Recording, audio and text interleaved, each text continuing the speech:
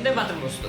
पिछले 8 सालों में भारत ने जापान, साउथ कोरिया, सिंगापुर और सभी साउथ ईस्ट एशियन कंट्रीज के साथ अच्छे ट्रेड एंड डिप्लोमेटिक रिलेशंस बनाए हैं। पर क्या आप जानते हैं, आज से सिर्फ 1000 साल पहले एक तमिल एम्पायर ने लगभग पूरे साउथ ईस्ट एशिया को अपने कंट्रोल में कर लिया था एंड उनके पास सबसे स्ट्रॉन्गेस्ट नेवल आर्मी भी थी। अगर आपको इस वीडियो से कोई नॉलेज या फैक्ट मिले तो इसे अपने फ्रेंड्स के साथ भी शेयर करें ताकि आप अपने कल्चर को विद फैक्ट समझ पाए और लोगों को भी समझा पाए।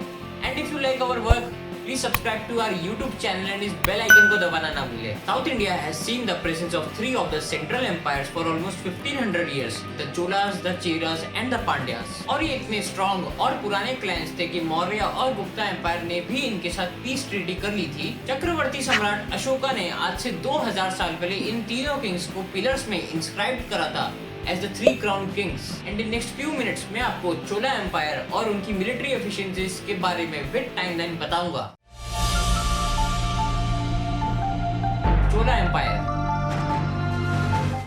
चोला एम्पायर का प्रेजेंस 300 BC यानी आज से 2400 साल पहले कावेरी और तमिलनाडु के सभी कनेक्टेड टेरिटरीज में था। And this empire has seen great kings like Vijayalaya Chola, Raja Chola and Rajendra Chola. Cholas वो पहले भारतीय थे जिन्होंने समुद्र के रास्ते सभी आइलैंड जैसे Malaysia, Indonesia, Thailand, Maldives, Sri Lanka and Verma को अपने कंट्रोल में करके भारतीय और हिंदू संस्कृति को पूरे एशिया में फैलाया था। चोलास ने पूरे साउथ इंडिया एंड इन सभी आइलैंड्स पर अपना कंट्रोल बना करके रखा था because of their strong naval army, and all this was possible even when all the southern kingdoms like the Pandyas, the Cheras and the Sinhalas were often allied together against the Cholas. Empire at its greatest, 1030 AD.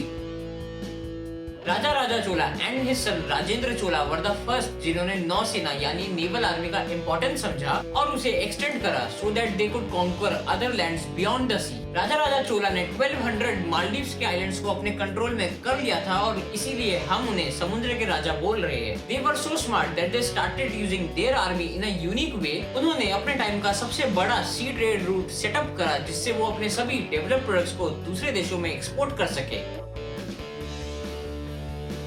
The Chola king built thousands of temples throughout India and foreign lands, and उनमें से एक है Brihadeeswara temple जो अपने time की पूरी दुनिया की सबसे बड़ी मैन मेड कंस्ट्रक्शन साइट थी and it was completed in 1010 AD। और ये मंदिर 217 फीट लंबा है। और आप लोगों को ये चीज भी ध्यान रखनी चाहिए कि उस टाइम पर कोई ड्रिल मशीन या लिफ्ट नहीं हुआ करती थी and still it was the biggest project of that time. Raja Chola ने एक इकोनॉमिक सिस्टम डेवलप करवाया जिसमें सभी लोकल शॉप्स जैसे स्वीट्स, क्लोथ्स, फ्रूट्स एंड बाकी सभी प्रोडक्ट्स को मंदिरों के आसपास सेल करा जाएगा जिससे इकोनॉमिक एक्टिविटी बढ़ सके। As people used to visit the temples daily so this could help the traders to expand their business and to earn more money.